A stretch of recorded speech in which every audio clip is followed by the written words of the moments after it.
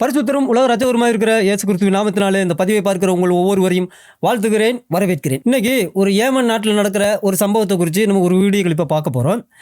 அவங்க அந்த நாட்டில் உள்ள அந்த சமுதாயத்தினர், அந்த மக்கள் தங்களுடைய பிள்ளைகளை, அந்த பெற்றோர்கள் தங்களுடைய பிள்ளைகளை ஆண் குழந்தைகளாக இருந்தால் இப்படி வளர்ப்பாங்க, பெண் குழந்தைகளாக இருந்தால் இப்படி வளர்ப்பாங்க அப்படிங்கிறத குறித்து ஒரு அதிசயத்தை நம்ம பார்க்க போகிறோம். அந்த ஆண் குழந்தைகளை குறித்து வளர்க்குறத பற்றி நம்ம இதுக்கு முன்னாடியே வீடியோ போட்டிருக்கோம். அந்த வீடியோ லிங்க்கை நான் டிஸ்கிரிப்ஷனில் கொடுக்குறேன், தயவு செஞ்சு அதை பாருங்கள். இப்போ பெண் குழந்தைகளெல்லாம் எப்படி வளர்ப்பாங்க அப்படிங்கிறத இந்த வீடியோ பதிவில் இந்த பெண்ணு சொல்லுது, நம்ம பார்ப்போம். பார்த்து நம்மளும் அதிசயிப்போம். Nujud's father was following a very common practice in Yemen. Parents arrange marriages for their children when they're very young. بس ما فكرت بأنه هذه الطفلة اللي هي نجود بأنه عمر 8 سنوات لما راح يدخل فيها الرجل راح يسبب لها جروح. أنا فكرت أن قالوا لي لم يدخل عليها بشيء إلا بعد مدة طويلة عند البلوغ. عند البلوغ، أيوه، بعد ما تبلغ بسنة. وما فيها الرجال ما بزها ولا احترمها ولا احترمنا. اعتدى على جنسيا في ليلة الدخلة، كان غصب عني لأنه كنت أنا وأمه وأخته ومرة أخوه جالسين، فمرة أخوه خرجت، لقيت أمه وأخته فاعتدى علي. كان يقول ما في الله أن أنت الآن كنتي مرتي خلاص. أمه موجودة كانت لما اعتدى عليك جنسيا؟ أي لأني أمه كانت ماسكالي. சரி, இப்போ அப்படி என்ன தான் சொல்லியிருக்காங்க, அப்படி என்ன தான் நடக்குது இந்த நாட்டில் அப்படிங்கிறத நம்ம பார்ப்போம். ஏன்னு கேட்டால், ஏமன் நாடு அப்படிங்கிறது ஒரு அல்லாவின் தேசம். அது அங்கே ஹூதி அப்படிங்கிற அல்லாவின் அடிமைகள் வாழுகிற தேசம். அவங்க எப்போவுமே கிறிஸ்டியானிகளுக்கும் யூதர்களுக்கும் அந்த நசராணிகள் அவங்களுக்கு எல்லாத்துக்குமே எதிரியாக தான் இருப்பாங்க. அந்த காப்பியர்களுக்கெல்லாம் எதிரியாக இருப்பாங்க. அதனால நம்ம தமிழ்நாட்டில் ஸ்ரீலங்காவிலாம் அந்த ஹூதிஸ்களுக்கு தனி மரியாதை உண்டு. அப்பேற்பட்ட அந்த நாட்டில் ஒரு கலாச்சாரம் இருக்கான், ஒரு பழக்க வழக்கம் இருக்கான். அதை நம்ம பார்க்க போகிறோம். சொல்லுங்க முதல்ல இருந்து. Nujud's father was following a very common practice in Yemen. அப்போ நூஜுத் அப்படிங்கிறது அந்த பொண்ணு, அந்த பொண்ணுடைய ஃபாதர் இவர் தான் நினைக்கிறேன். இவர் காமன் ப்ராக்டிஸ் ஒன்று இருக்கான் ஏமனில். காமன் பொதுவான ஒரு ப்ராக்டிஸ், பழக்க வழக்கம், கலாச்சாரம், பண்பாடு அது இருக்கான். அதை இவர் ஃபாலோ பண்ணுறாரா, இவரும் ஃபாலோ பண்ணாரா, எல்லாரும் ஃபாலோ பண்ணுறாங்க, நானும் ஃபாலோ பண்ணேன் அப்படின்னு சொல்கிறாப்புல. சரி, அப்படி என்ன தான் நடந்துச்சுன்னு பார்ப்போம். Parents arrange marriages for their children when they're very young. அதான் அங்கே உள்ள பெற்றோர்கள் எப்போவுமே குறைஞ்ச வயசில், ரொம்ப இளமையான வயசுலேயே இருக்கிற குழந்தைகள் தான் சொல்லணும், அந்த குழந்தைகளுக்கு அவங்க கல்யாணம் பண்ணி வைக்கிறது வழக்கம். بس ما فكرت بأنه هذه الطفلة اللي هي نجود. அதான் அப்போ கேட்குறாப்புல, இவர் ஒரு பிரச்சனை ஆகி போச்சு போல இருக்கு. அப்போ இவர்கிட்ட கேட்குறாப்புல, என்னையா நீ இந்த நூஜூத் அப்படிங்கிறது இது உன்னுடைய குழந்தையாச்சு, இதுக்கு வெறும் 8 வயசு தான் ஆகுது, இந்த நேரத்தில் இந்த குழந்தைய நீ கல்யாணம் பண்ணி கொடுத்துருக்கியே, இது நியாயமா அப்படிங்கிற மாதிரி கேட்குறாப்புல. انه عمر 8 سنوات لما راح يدخل فيها الرجل. ஆனால் ஏன்னு கேட்டால் இதை 37 அவன் கேட்டால் அந்த பொண்ணை கல்யாணம் பண்ணிக்கிட்டு 37 வயசான். இந்த 37 வயசுக்காரன் அவன் கல்யாணம் பண்ணுனா அப்படின்னா என்ன நடக்கும் அப்படின்னா, இது ஒரு மிகப்பெரிய ஒரு டேமேஜ், இன்டர்னல் டேமேஜ் அவங்களுக்குள்ள சரீர பிரகாரமாகவும் பெர்மனண்ட்டாகவே, எமோஷனலாகவே அவங்க பெர்மனண்ட்டாக பாதிக்கப்படுவாங்க. சரீர பிரகாரமாக பெர்மனண்ட்டாக பாதிக்கப்படுவாங்க. மிகப்பெரிய ஒரு காயத்தை, ஒரு வேதனையை சந்திக்க வேண்டியது வரும். அதிகபட்சமாக அந்த குழந்தைங்க இறந்து போயிடுவாங்க. ஆனால் இதெல்லாம் ரேராக தாங்க இறந்து போவாங்க, உடனே இறக்க மாட்டாங்கங்க. நாங்களாம் எத்தனை காலமாக செஞ்சுக்கிட்டு இருக்கோம், 1400 வருஷமாக செய்யலையா அப்படின்னு கேட்குறாங்க. அதிசயம் தான். சொல்லுங்கய்யா. راح يسبب لها جروح. أنا فكرت أن قالوا لي. அப்போ அதை கேட்டதுமே இவர் சொல்கிறாப்புல, நான் அதை பற்றியான ஒரு அறிவு எனக்கு இருந்துச்சு, அதனால நான் அவங்கக்கிட்ட சொன்னேன், என் பொண்ணுக்கு 8 வயசு தாங்க ஆகுது, இது ஒரு பாலுறவுக்கு அப்படிங்கிற மாதிரியான ஒரு விஷயத்துக்கு என் பொண்ணு சரீர பிரகாரமாக ஃபிசிக்கலாக டெவலப் ஆகலை, மென்டலாகவும் டெவலப் ஆகலை. அட்லீஸ்ட் குறைஞ்சபட்சம் ஒரு மெச்சூரான ஒரு வயசு 18 வயசுக்கு மேலே ஆகணும், அப்போ தானே கல்யாணம் பண்ணிக்கிறது நியாயம். ஆனால் இப்போ 8 வயசுலேயே கல்யாணம் பண்ணிக்கிறீங்களே அப்படின்னு கேட்குறாப்புல. கேட்கும்பொழுது 1,50,000 ரூபா கொடுத்துருக்காங்களாம். 1,50,000 ரூபா கொடுத்துட்டு, நீங்கள் என்னங்க இப்படி பேசுகிறீங்க, 1400 வருஷமாக நம்ம செஞ்சுக்கிட்டு இருக்கிறத இப்போ நீங்கள் என்ன அதிசயமாக பேசுகிறீங்க அப்படின்னு சொல்லிட்டு அவங்க என்ன சொல்லியிருக்காங்க அப்படின்னா, அந்த 37 வயசு புண்ணியவா அந்த ஃபேமிலியில் உள்ளவங்களாம் என்ன சொல்லியிருக்காங்க, ஐயோ 8 வயசு குழந்தையோட அது உடனே நாங்கள் செய்ய மாட்டோமுங்க, அந்த பால் உறவுலாம் வச்சுக்கிற மாட்டோம், தூங்கிறதுக்காக தாங்க. என் மகன் தூங்க மாட்டேங்கிறாங்க ராத்திரி. ஏற்கனவே 4-5 12 பண்ணுன்னா 1 2 விவாகரத்தாச்சு, 1 தலாக்கில் நிற்கிது. அப்படி இருக்கும்பொழுது என் மகன் ரொம்ப ஆசைப்பட்டான். எல்லாம் ஊர் உலகத்துலலாம் 1400 வருஷமாக இதைத்தானே செய்கிறாங்க, மற்றவங்கலாம் செய்கிறாங்களே, எனக்கு ஒரு 8 வயசு ஒரு 6 வயசு குழந்தைய கல்யாணம் பண்ணி கொடுக்கக்கூடாதா அப்படின்னு கேட்டிருக்கான்.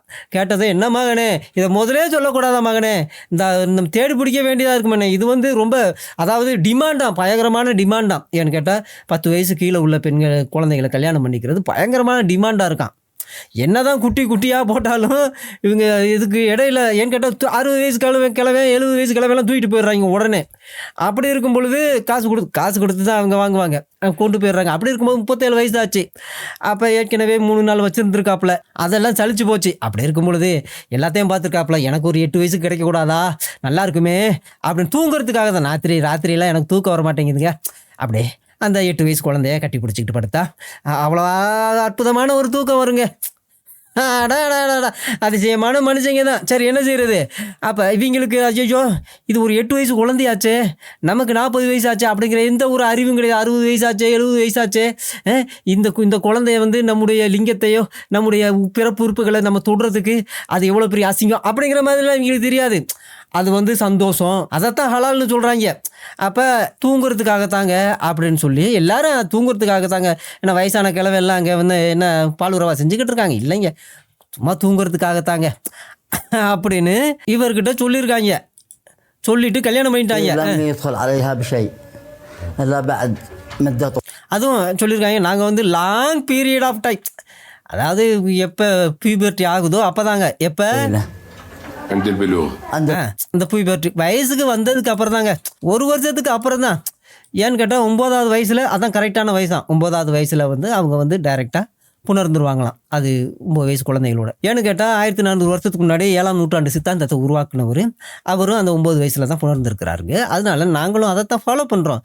அதுக்கு இடையில் அது வரைக்கும் கட்டி பிடிச்சிக்கோங்க, தூங்குவோங்க ஒன்றா அப்படி. எப்பேற்பட்ட அது சொல்ல வேண்டியதாக இருக்குது, வேறு வழி இல்லை, எனக்கு வேறு வழியில் சொல்கிறேன் நான் வேதனையோட. மறைச்சி ஒழிச்சு சொன்னோம் அப்படின்னா இந்த புண்ணியவான்கள் போட்டு மூடிடுவாங்க. ஓப்பனாக சொல்லித்தான் ஆகணும். அப்போ அவங்க சொல்லியிருக்காங்க 9 வயசில் தான் நாங்கள் வந்து 7ஆம் நூற்றாண்டு சித்தாந்தத்தை ஃபாலோ பண்ணுறவங்க 9 வயசில் தான் நாங்கள் வந்து அங்கே புணருவோம் அப்படின்னு சொல்லியிருக்காங்க. சொல்லிட்டு கல்யாணம் பண்ணிட்டாங்க.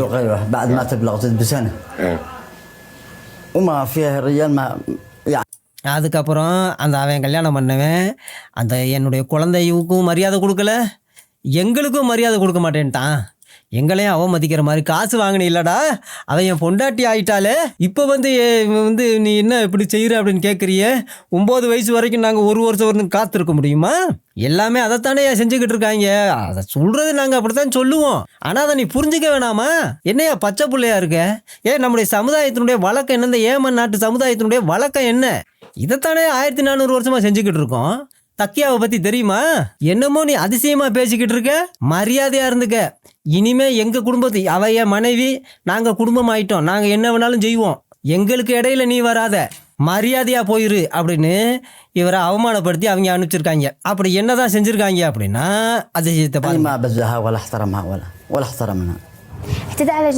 இப்போ இந்த பொண்ணு சொல்லுது என்ன அப்படின்னா, என்னை கூட்டி கொண்டு போன அன்னைக்கு நைட்டே, வெட்டிங் நைட்டு, கல்யாணமான அன்னைக்கு நைட்டே வந்துட்டானியா, வந்து ஃபோர்ஸ் பண்ணானா. என்ன ஃபோர்ஸ் பண்ணா அப்படின்னா செக்ஸுவலாக அசால்ட்டு பண்ணானா. அப்போ இது வந்து செக்ஸுவல் அசால்ட்டு தான். இவனுக்கு வயசு 40, இந்த பொண்ணுக்கு வயசு 8. 60 வயசு கிழவைங்கெல்லாம் ஏன் இந்த வயசில் பெண்ணுகளை கல்யாணம் பண்ணி புணரலையா, நான் புணரக்கூடாதா அப்படின்னு சொல்லிட்டு என்ன சொல்லியிருக்கான் அப்படின்னா, அப்போ இந்த பொண்ணு அவங்க அம்மா கூட யார், மாமியார் கூட இருந்திருக்கு. இந்த மாமியாருடைய அக்காவும் இருந்திருக்கு. அப்புறம் சிஸ்டர் இன்லா மச்சினிச்சியும் இருந்திருக்கு கூடவே. இவனுடைய கத்ததுலையும் கதறலையும் பார்த்துட்டு அந்த மச்சினிச்சி ஓடி போயிருச்சான். அப்புறம் இவங்க அம்மாவும் இவனுடைய பெரியம்மாவும் கூட இருந்திருக்கிறாங்க, அந்த வீட்டில் இருந்திருக்கிறாங்க. அவங்க போகலை. ஏன்னு கேட்டால் அவங்களுக்கு தெரியும் இங்கே என்ன நடக்கும் அப்படிங்கிறது. அப்போ இவன் என்ன செஞ்சுருக்கிறான், அந்த பெண்ணோட செக்ஸுவல் அசால்ட் பண்ணியிருக்கிறான். பண்ணிவிட்டு அவன் சொல்லியிருக்கிறான், நீ வந்து என் கதறாத, இப்போ நீ என் மனைவி, அதனால நீ கத்தக்கூடாது அப்படின்னு சொல்லியிருக்கான். أمها موجودة كانت لما تدعي لي. அப்போ அதிசயமான கேள்வி கேட்குறேன். அதாவது அவங்க அம்மா வந்து கூட இருந்துச்சா, அவன் உன்னை வந்து இப்படி செக்ஸுவலாக அசால்ட் பண்ணும் பொழுது, நீ கத்தும்போது கதறும் பொழுது கூட இருந்துச்சா அப்படின்னு கேட்குறாப்புல. جنسيا أي لأني أمه كانت ماسكالي. அப்போ இந்த பொண்ணு பரிதாபமாக சொல்லுது என்ன அப்படின்னா, ஆமாம் அவங்க அம்மா தான் என்னுடைய 2 கையையும் பிடிச்சிக்கிட்டாங்க. அப்போவே இந்த ஃபஸ்ட் நைட்டில் இவன் மேலே ஏறி இருக்கான். ஏறின உடனே இவன் கதறி இருக்கா.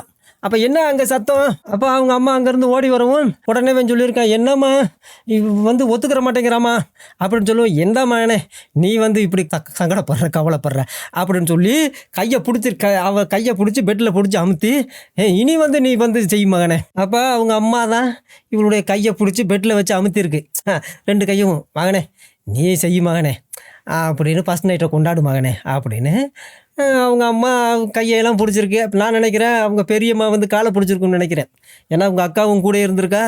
அப்போ பெத்த தாய் கையை பிடிக்க, பெரியம்மா காலை பிடிக்க, இவர் வேலையை ஃபஸ்ட் நைட்டு கொண்டாடி இருக்காப்புல. யாரோட? இந்த 8 வயசு குழந்தையோட. இப்போ இந்த பொண்ணுக்கு 12 வயசு ஆச்சு. அதுக்கப்புறம் இந்த பொண்ணுக்கு 12 வயசு ஆன பிறகு தான் எல்லாருக்கும் இந்த குடும்பம் நடந்தது தெரிய வந்திருக்கு. அப்புறம் இது எல்லா இடத்துலையும் சகஜம்தாங்க. எங்கள் ஏமன் நாட்டில் இதெல்லாம் சகஜம்தாங்க. 8 வயசு குழந்தைங்கன்னா அப்படி ஏற்றுக்கிற மாட்டாங்க. அவங்க அம்மா தான் வந்து யார் மாமியார் வந்து உதவி செய்யணும், மகனுக்கு உதவி செய்வாங்களாம். இதை போய் சாக்கிர் நாய்கிட்ட கேட்டால் சாக்கிர் நாய்க்கு ஒரு அதிசயமான பதிலை சொல்லியிருக்காப்புல. அதை நாளைக்கு வீடியோவில் பார்ப்போம்.